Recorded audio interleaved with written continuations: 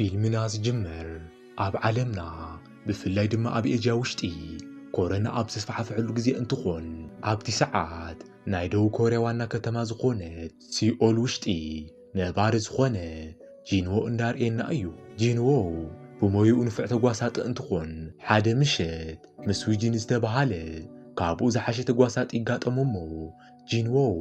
ኣብቲ ምሸት ካብ ዊጂን ዝሓሸ ኮይኑ ንዊጂን ጎኑ ብምህራን ብዝረራ ይስዕሮ። ድሕሪ እቲ ፀወታ ጂንዎ ናብ ገዝኡ ክኸይድ ባስ እንዳተፀበየ እንዳሃለወ ሓንቲ ባስ መፂኣ ኣብ ቅድሚኡ ጠጠው እንትትብል ሓደ ሰካራም ሰብ ግን ማስክ ይገበርኩ ናብ ውሽጢ ከኣትው እየ ኢሉ ምስቲ ገናሒ ምጭቕጫቕ ብምጅማሩ ጂንዎ ነቲ ሰካራም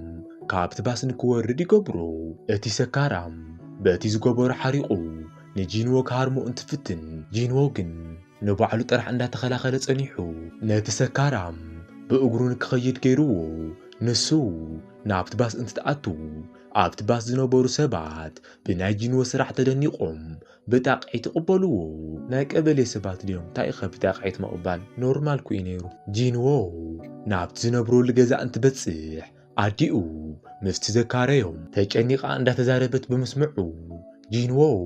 ንኣዲኡ ብገንዘብ ንምሕጋዝ ኣብ ቀጻሊ መዓልቲ ናብ ሓደ ቦክሲንግ ብምስታፍ ነቶም ተጓሰጥቲ ከምቲ ዝለመዶ ምዝራር ይቕጽል። ድሕሪ ብዙሕ በኣሲ ጂንዎ ምስቲ ቀድሚ ሕዚ ዝሰዓረ ዊጂን ይራኸቡሞ። ዊጂን ኣብ ዝዙር ንጂንዎ ብኸመይ ገይሩ ከም ዝስዕሮ ብሓሳቡ ስኢሉ ይውድእ። እቲ ፀወታ ምስ ተጀመረ ግን ነገራት ዊጂን ካብ ዝሓሰቦም ተፀራረቡ ምዃን ጂንዎ ከምቲ ቅድሚ ሕዚ ዝገበሮ ንዊጂን ብፀጋም ኢዱ ጎኑ ብምባል ንክወድቕ ይገብሮ። ጂንዎ ናይቲ ውድድር ቻምፒዮን ይኸውን። ድሓር እቲ ዝተሰዓረ ዊጂን ምስ ኣቦኡ ከፍ ኢሉ እንዳሃለወ ዊጂን ናብ ሬስቶራንት ከይዶም ምግቢ ንክበልዑ ንኣቦኡ እንትሓቱ ኣቦኡ ናብ ገዛ ምግቢ ገዚኡ ንክኸይድ ነጊርዎ ገንዘብ ይህቦ። ዊጂን ነቲ ገንዘብ ተቐቢሉ ካብቲ ክፍሊ እንትትወፅእ ኣብ ደገ እቲ ብዝረራ ዝሰዓረ ጂንዎ እንዳተፀበዮ ከም ዝኾነ ይርኢ። ጂንዎ ንዊጂን ምስ ረኣዮ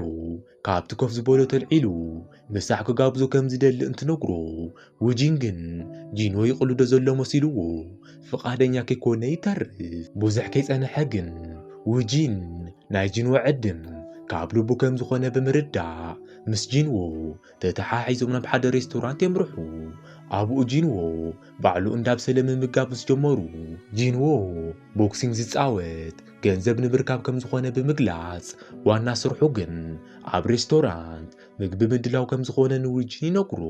ዊጂን ብናይ ጂንዎ ብቕዓት ተገሪሙ እንተብቅዕ ንሱ እውን ብዛዕባ ናይ ባዕሉ ብቕዓት ንምጉራር ናይ ባሕሪ ወታሃደር ኮይኑ እንዳገልገለ ከም ዝነበረ ንጂንዎ ይገልጸሉ። ጂንዎ ንሱ እውን ኣብ ባሕሪ ወታሃደር ኮይኑ ከም ዘገልገለ ብምዝራብ ዘለዎ ማዕረግ ንዊጂን እንተፍልጦ ዊጂን ጂንዎ ብማዕረግ ከም ዝበልጾ ተረዲኡ ፈጢኑ ብምልዓል ናይ ወታሃደር ሰላምታ ይህቦ። ኣብቲ ምሸት ጂንዎና ዊጂን ከይሓሰብዎ ተስማዕሚዖም ሓሪፍ ዝኾነ ግዜ እንዳሕለፉ ይመስዩ። ጂንዎ ካብ ዊጂን ምስ ተፈለየ ናብ ናይ ኣዲኡ ካፌ ከይዱ ሰላም ምስ በላ ኣብቲ ፀወታ ዝሰዓሮ ገንዘብ ንኣዲኡ ብምሃብ ዘለዋ ልቓሕ ንክትኸፍል ይነግራ። ናይ ጂንዎ ኣዶ ነቲ ገንዘብ ኣይቕበልን እንትትብል ጂንዎ እውን ተዘይወሲድክዮ ኢሉ ድርቕ ስለ ዝበለ ምስ ረኸበት ከምቲ ኸፍሎ ቃል ኣትይዋ ነቲ ገንዘብ ብምውሳድ ክልቲኦም ነቲ ካፌ ዓፂዎም ናብ ገዝኦም ብሓባር ይምለሱ። ኣብቲ ሰዓት ኪም እንዳተባሃለ ዝፍለጥ ሓደ ርጉም መለቀሒ ኣብ ጸሊም መኪና ብምዃን ናይ ጂንዎ መንደር እንዳጎብነዮ ጸኒሑ ካብ መኪንኡ ብምውራድ እቲ መንደር ናይ ቁማር ቦታ ንምኽፋት ምቹው ከም ዝኾነ ነቶም ምስኡ ዘለዉ ሰባት ይገልጸሎም። ከምቲ ጨካናይ ኪም ሓሳብ ናይቲ መንደር ነበርቲ ብንእሽተይ ወለድ ገንዘብ ክልቅሑ ከም ዝኽእሉ ብምምሳል መሬቶም ክነጥቆም ከም ዝሓሰበ ገሊጹ ነቶም መሳርሕቱ ካብ ጽባሕ ስርሖም ንክጅምሩ ትእዛዝ የመሓላልፈሎም። እዚ ተኸቲሉ ኣብ ቀጻሊ መዓልቲ ንኪም ዝሰርሑ ሰባት ናብቲ መንደር ብምእታው ካብ ባንኪ ዝነኣሰ ወለድ ዘለዎ ልቓሕ ከም ዘዳለዉ ነቶም ነበርቲ ብምግላጽ ስርሖም ይጅምሩ። ኮይኑ ግን ኣብቲ ውዕሊ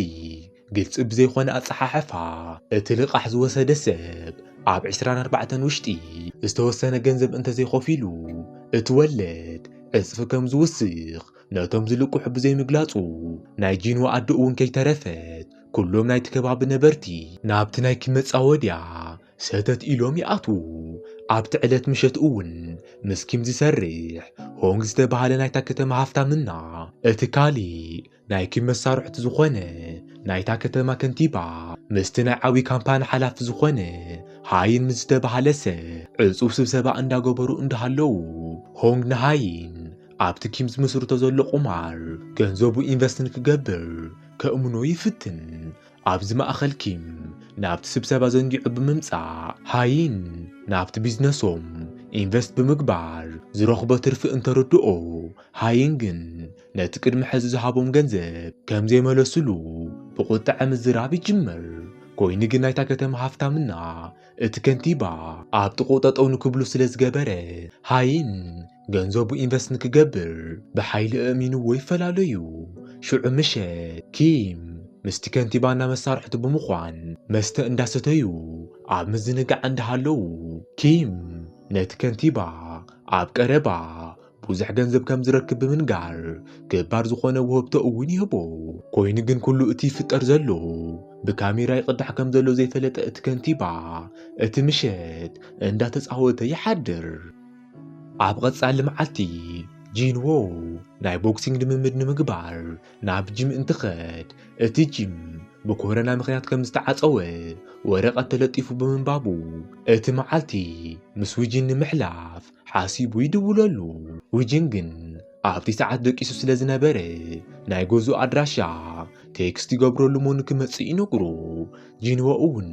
በቲ ኣድራሻ መሰረት ናብ ናይ ውጅን ገዛ ክበጽሕ እንትብል ሓደ ማስክና ቆቢዕ ዝገበረ ሰብ ንሓደ ሰብ እንዳሳደዶ ብምርኣዩ ጂንዎ ነቲ ሰብ ንምሕጋዝ እንዳሃደመ ክከታተሎም ይጅምር ጂንዎ ዝተወሰነ ምስ ሃደመ እቲ ሰብ ተሃሪሙ ወዲቑ እቲ በዓል ማስክ ድማ ካብቲ ከባቢ እንዳረሓቐ ብምርኣዩ ጂንዎ ነቲ ማስክ ዝገበረ ሰብ ዝተወሰነ ምስ ሃደኖ እቲ በዓል ማስክ ተሓቢኡ ብምጽናሕ ንጂንዎ ብኤሌክትሪክ ኣትሒዙ የውድቆ ኣብዚ ሰዓት እቲ ማስክና ቆቢዕ ዝገበረ ሰብ ህያን ዝተባሃለት ወዲ ትጻወት ጓል ከም ዝኾነት ንርዳእ ህያን ነቲ ሰብ ኣበይ ከም ዝፈልጦ በቲ ኤሌክትሪክ እንዳሰቃየት እንትሓቶ ጂንዎ ከም ዘይፈልጦ ገሊጹ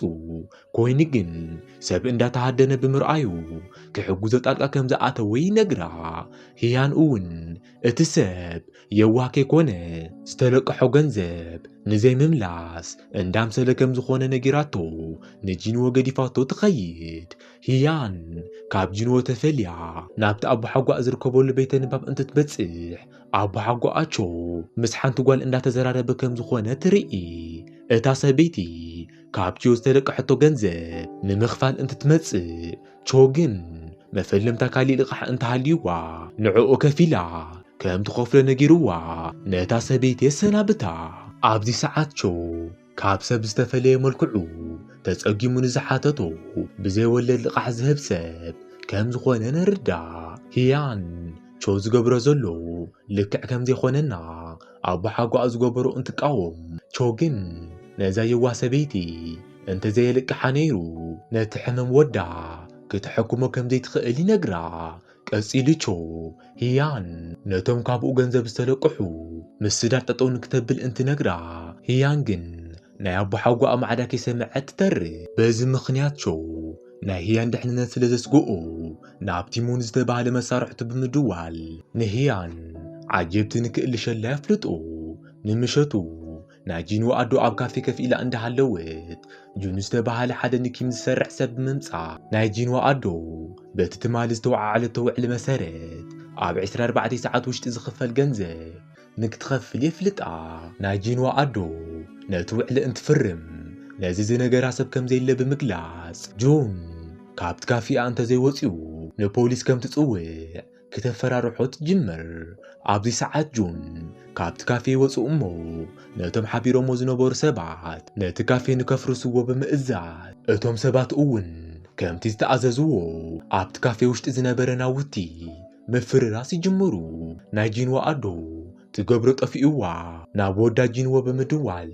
ፈጢኑ ናብቲ ካፌ ንክመጽእ ስለ ዝነገረቶ ጂንዎ ከም ነብሪ እንዳሰደረ ናብ ናይ ኣዲኡ ካፌ እንትትበጽእ እቶም ናይ ኪም ሰባት ንጂንዎ ጠጠው የብልዎ። ጂንዎ እንትርኢ ናይ ኣዲኡ ካፌ ዓንዩ ሓደ ሰብ ድማ ንኣዲኡ ልቃሕ ክክፈል እንዳበላ ብምርኣዩ ጂንዎ ኢዱ ጨቢጡ ምስ ናይ ኪም ሰባት ምብኣስ ይጅምር። ናይ ኪም ሰባት ዋላ በዝሒ ዘለዎም እንትኾኑ ጂንዎ ግን ሓያል ቦክሰኛ ስለ ዝነበረ ንኹሎም እንዳሃረመ ምቕናስ እንትጅምር ንኣዲኡ እንዳጨነቃ ዝነበረ ጁን ርእይዎ ብፍርሓት ዝኣትዎ ይጨንቆ። ጂንዎ ንኩሎም ናይ ኪም ሰባት ሃሪሙ ምስ ኣብቅዐ ንጁን ካሃርሞ እንትብል እቲ ሓለቕኡ ኪም ናብ ውሽጢ ይኣቱ። እቲ ጨካን ኪም ነዚ ዝገበርዎ ኣዲኡ ዝተለቅሖቶ ስለ ዘይመለሰት ከም ዝኾነ እንትገልጸሉ ጂንዎ ግን መፈለምታ ንሶም ነቲ ዝሰበርዎ ኣቕሓ ካሕሳ ምስ ከፈሉ ንሳቶም እውን ልቑሖም ከም ዝኸፍልዎም ይነግሮ። ኪም ነዚ ምስ ሰምዐ ፍሽኽ ብምባል ቢም ዝተባሃለ ሰቡ ንጂንዎ ዋግኡ ንክህቦ ይእዝዞ። ጂንዎ ዘለዎ ዓቕሚ ኩሉ ተጠቒሙ ንቢም ካሃርሞ እንትፍትን እቲ ሓፂን ቢም ግን ዝተወሰነ ይደምዩ እሞ ብምትክኡ ግን ንጂንዎ ክልተ ግዜ ብምህራም ንክዝረር ይገብሮ። ኪም ብናይ ጂንዎ ባእሲ ክእለቱ ተደኒቑ ስለ ዝነበረ ንጂንዎ ምስኡ ንክሰርሕ ዕድል እንትህቦ ጂንዎ ግን ናብ ኪም ብምድፋዕ ከም ዘይደሊ ብንዕቐት ይገልጸሉ። ኪም በቲ ዝገበሮ ሓሪቑ ንናይ ጂንዎ ገጽ ብካራ ኣበላሽዩሉ ንፖሊሳት ዝኾነ ነገር እንተተዛሪቡ ንኣዲኡ ከም ዝቐትለ ኣፈራሪሕዎ ገዲፍዎ ይኸይድ። ድሕሪዚ ንጂንዎ ናብ ሆስፒታል ከይዶም ቁስሉ ይስፈይ እሞ እቲ በሰላ ፈጢኑ ንክጠፍእ ተወሳኺ ሕክምና ንክገብር ሓካይም እንትትነግርዎ ጂንዎ ግን ካሊእ ገንዘብ ስለ ዘይብሉ ነቶም ሓካይም ኣመስጊኑ ጥራሕ ይወፅእ። ድሓር ጂንዎ እቲ ቁስሊ ንውንጂ እንተሪኦ ውንጂ ጂንዎ ናብ ፖሊስ ጣብያ ንክኸይድ ይምዕዶ። ጂንዎ ግን ናብ ፖሊስ ጣብያ እንተኸይዱ ኪም ንኣዲኡ ከም ዝቐትላ ዘኪሩ ከም ዘይኽእል ንውጅን ይነግሮ። ጂንዎ ኣዲኡ ምስ ንኪም ዝተወዓለቶ ውዕሊ ንውጅን እንተሪኦ ጂንዎ እቲ ልቃሕ ብዘይተኸፈለ ቁፅሪ ዕፅፊ ከም ዝውስኽ ተዛሪቡ እቲ ገንዘብ ኣበይ ከም ዝረክብ ተጨኒቑ ናብ ግራ መንፈስ ይኣቱ። ዝተወሰነ ጸኒሑ ውጂን ጂንዎ ምሳሕ ክጋብዞ ወሲድዎ እንዳሃለወ ጂንዎ ናብ ኣዲኡ ደው ኢሉ እቲ ዝፈራረሰ ካፌ ንሱ ከም ዘስተኻኽሎና እቲ ገንዘብ እውን ዝግበር ገይሩ ከም ዝኸፍሎ ተዛሪቡ ንከይትጭነቕ የጸናንዓ። ኣብዚ ሰዓት ውጂን ብስልኪ ካብ ሓደ ሰብ ልቃሕ ንምርካብ እንዳፈተነ ጂንዎ ሰሚዕዎ ብናይ ዓርኩ ሓሳብ ተገሪሙ ከይሓሰቦ ንብዓት ይመጾ። ድሕሪ ምሳሕ ውጂንና ጂንዎ ናብቲ ዘልቅሖም ሰብ እንትኸዱ እቲ ዘልቅሖም ሰብ በዝሒ ዘለዎ ሰሊ ኣዳልዩ ይጽበዮም። ኮይኑ ግን እቲ ገንዘብ ዝህቦም ንኽልተ ዓመት ዝኣክል ምስኡ ክሰርሑ ዝኽእሉ እንተኾይኖም ጥራሕ ከም ዝኾነ ይገልጸሎም። እቲ መለቅሕ ቀጺሉ እቲ ስራሕ ዝኸውን ካብኡ ተለቂሖም ዘይኸፈሉ ሰባት ብምስቃይ ነቲ ገንዘብ ምምላስ ከም ዝኾነ ኣብ ዝነገሮም ሰዓት ጂንዎ እቲ ልቃሕ ይትረፈና ኢሉ ንውንጂ ነጊርዎ ገዲፎሞ ይኸዱ። ውጂን ቀጺሉ ነቲ ሙን ዝተባሃለ ካሊእ መለቅሕ ብምድዋል ዘለዎም ጸገም እንትነግሮ ሙን ሕዚ ፈጢኖም ንክመፁ ይእዝዞም። ጂንዎና ውጂን ክሳብ ዝደኽሞም ሃዲሞም ናብ ሙን ይበጽሑ። ናብ ቢሮ ኣትይዎም ምስ ሙን እንትዘራረቡ ሙን ንጂንዎ ተጓሰጡ ከም ዝኾነ ተረዲኡ ቾ ዝተባሃለ ናቱ መሳርሕቱ ንጓልጓል ዓጃቢ ስለ ዝደሊ ንቾ ኮይዶም ንክረኽብዎና ብኡ እውን ንሶም ዝደለይዎ ልቃሕ ከም ዝህቦም ቃል ይኣትወሎም። ኣብ ቀጻሊ መዓልቲ ቾ ምስቲ ካሊእ መሳርሕትኦ ብምዃን ብመኪንኡ እንዳኸደ እንዳሃለወ ነታ ጓል ህያን ክዕጅብሉ ሙን ዝለኣኾ ፋይል ምስ ረኣየ ዓይኑ ኣብ ጂንዎ ብምስሓቡ ንዕኡ ክቆፅሮ ምሕሳብ ይጅምር። ብጽብሒቱ ጂንዎና ውጂን ናብቲ ቾ ዝርከበሉ ሓደ ሬስቶራንት ምስ በጽሑ ኣብቲ ማዕጾ ሃዋን ዝተባሃለ ናይቲ ሬስቶራንት በዓል ገዛ ንጂንዎ ጥራሕ ናብ ውሽጢ ብምእታው ውጂን ግን ኣብ ደገ ንክጸንሕ ይነግሮ። ጂንዎ ኣትዩ ንቾ ምስ ረኣዮ ኣኽቢሩ ሰላም ኢልዎ ኮፍ ይብል። ቾ ጂንዎ ገጹ እንታይ ከም ዝኾነ እንትሓቶ ጂንዎ እቶም መለቃሕቲ ንኣዲኡ ዝገበርዋ ኩሉ ንቾ የጻውቶ ቾ ነዚ ምስ ሰምዐ ንሱ እውን ከም ኪም ዝበለ መለቅሕ ከም ዝነበረ ገሊጹሉ ኣብ ሕዚ ግን እዚ ህይወት ከም ዝገደፎ ይነግሮ ቾ ቆጺሉ ንጓሉ ንክሕሉ ንኽልተ ዓመት ኩንትራት ከም ዝቆጽሮና ነቲ ዘለዎ ልቃሕ ዝኸፍል እውን ነቲ ገንዘብ ቀዲሙ ከም ዝኸፍሎ ንጂንዎ እንትትነግሮ ናይ ጂንዎ መልክዕ ብፍሽኽታ ተመሊኡ ካብ ናይ ቾ ቢሮ ይወፅእ ኣብ ደገ ጂንዎ ቾ ከም ዝቆጸሮና እቲ ገንዘብ ክህቦ ከም ዝተስማዕምዐ ንውጅን ይነግሮሞ ክልቲኦም ብተሓጓስ ተመሊኦም ናብ ናይ ጂንዎ ገዛ ይኸዱ ንምሸቱ ናይ ጂንዎ ኣዶ ምግቢ ሰሪሓ ተኣኪቦም እንዳበልዑ ጂንዎ እቲ ዝረኸቦ ስራሕ ንኣዲኡ ብምንጋር ንዓኣ እውን ይሕጉሳ ኣብዚ ማእኸል ብምንኩሕኩሑ ጂንዎ ከይዱ እንትኸፍቶ ናይ ቾ መሳርሕቲ ዝኾነኦ ናይ ቅድመ ክፍሊት ገንዘብ ሒዙ ብምምጻእ ንጂንዎ እንትህቦ ጂንዎ ዝዛረቦ ጠፊኡዎ ከይሓሰቦ ስምዒታዊ ይኸውን ንኦ እውን ኣኽቢሩ ሰላም ኢልዎ እንተብቅዕ ናብ ገዝኡ ተመሊሱ ንኣዲኡ ዘለዋ ልቃሕ ንክትኸፍል ይህባሞ ኩሎም ዕረፍቲ ይስምዖም ኣብ ቀጻሊ መዓልቲ ውጅንና ጂንዎ ተተሓሒዞም ናብ ስራሕ እንትኸዱ ቾ ስራሕ ዝቆጸሮ ንጂንዎ ጥራሕ ከም ዝኾነ ንውጅን ይፍልጦ ኣብዚ ሰዓት ግን ጂንዎ ንውጅን እውን ንክቆጽሮ ንቾ ስለ ዝእመኖ ቾ ተስማዕሚዑ ንውጅን እውን ስራሕ ንክጅምር ይፈቕደሉ ኮይኑ ግን ቾ ስርሖም ንምጅማር ምስ ጓሉ ህያን ኢንተርቪው ክገብሩ ከም ዘለዎም ኣብ ዘፍለጦም ሰዓት ንንውጅን ብፍርሓት ህያን ሪኣ እንተዘይፈትዋቶም ትማሊ ዝተቐበልዎ ቅድመ ክፍሊት ልቆሖም ስለ ዝኸፈሉሉ ክመልስሉ ከም ዘይኽእሉ ንቾ ይነግርዎ ቾ ግን ነቲ ኢንተርቪው ብርግጽ ከም ዝሓልፍዎ ኣረጋጊጽሎም ምሳሕ ንክበልዑ ዝተወሰነ ገንዘብ ይሂቦም ንንጂንዎ ንህያን ኣብቲ ቤተ ንባብ እንዳተጸበይዋ እንዳሃለው ውጂን ነቲ ሓደ መጽሓፍ ካብ ቦትኡ እንተልዕሎ ኣብ ውሽጢ ዝነበረ ገንዘብ ናብ መሬት ይወድቕ ንንጂንዎ ንኩሉ መጽሓፍ እንዳውፅኦ እንተርእይዎ ኣብ ውሽጢ ብርክት ዝበለ ገንዘብ ሪኦም በቲ ይፍጠር ዘሎ ይድንግጹ ዝተወሰነ ጸኒሓ ህያን ናብቲ ቦታ እንትትበጽሕ ውጅን ፈጢኑ ንባዕሉ ብምፍላጥ እቶም ሓደሽቲ ዓጀብታ ከም ዝኾኑ ምዝራብ እንትጅምር ህያን ንሳ ዝኾነ ሓላዊ ከም ዘድልያ ገሊጻ ኣፉ ንክሕዝ ትገብሮ ኣብዚ ሰዓት ጂንዎ ኣብ ቅድሚ ህያን ብምንብርካ ኣብ ሓጓኣ ንዓኣ ንክዕጅብ እንትቆጽሮ ዝኸፈሎ ገንዘብ ስለ ዘሎ ንሳ እንተባሪራቶም ድማ ልቃሕ ከም ዝህልዎም ገሊጹ ንሓደ ወርሒ ፈቲናቶም እንተዘይፈትዋቶም ንክተባረሮም ስለ ዝለመና ህያን ብናይ ጂንዎ ልመና ልባ ተነኺኡ ንንጂንዎ ሓለውታ ንክኾኑ ትፈቕደሎም ድሕሪ እዚ ህያን ንንጂንዎ ናብ ካፌ ሒዛቶም ከይዳ እንዳሃለወት ህያን ናይ ጂንዎ ገጽ እንታይ ኮይኑ ከም ዝኾነ እንትትሓቶ ጂንዎ እቶም ዘለቅሕዎም ዘብጽሕሉ ጉድኣት ከም ዝኾነ የጻውታ ህያን ነዚ እንትትሰምዕ ንሳ እውን ኣብ ትርፊ ሰዓታ እዞም መለቃሕቲ ዝገብርዎ ግፍዒ ከም ትከታተል ገሊጻ ብፍላይ ድማ ናይ ጉጅለ ኣባላት ዝኾኑ ሰባት ናይ ድኻታት ታሴራ ብሜላ ብምቕባል በቲ ታሴሮኦም ከም ዝልቅሑና ነቶም ድኻታት ናብ ልቃሕ ከም ዝእትውዎም ትነግሮም ክሳብ ሕዚ ብዝረኸበቶ ሓበሬታ መሰረት እውን ነዚ ጉጅለ ዝመርሖ ጆን ዝተባሃለ ሰብ ከም ዝኾነ ጠቂሳ ፎቶኡ ንንጂንዎ እንተሪኦም ጂንዎ ጆን ኣብቲ ናይ ኣዲኡ ካፌ ከም ዝነበረ ዘኪሩ ትኽክል ከም ዝኾነ ተረጋግጸላ ህያን ምስ ንጂንዎ ነዚ ነገር ምክትታል ብምውሳን እቲ ምሸት ንንጂንዎ ሒዛቶም ነቶም ሰባት ንክከታተልዎም ትወስዶም ብኻሊእ ቦታ ሰለስተ ሰባት የዋሃት ብምምሳል ሜክኣፕ ብምግባርና ዝኣረገ ክዳን ብምልባስ ንባዕሎም ምስ ቀየሩ ብመኪና ናብ ሓደ ናይ ባቡር ጣብያ እንትጓዓዙ ንንህያን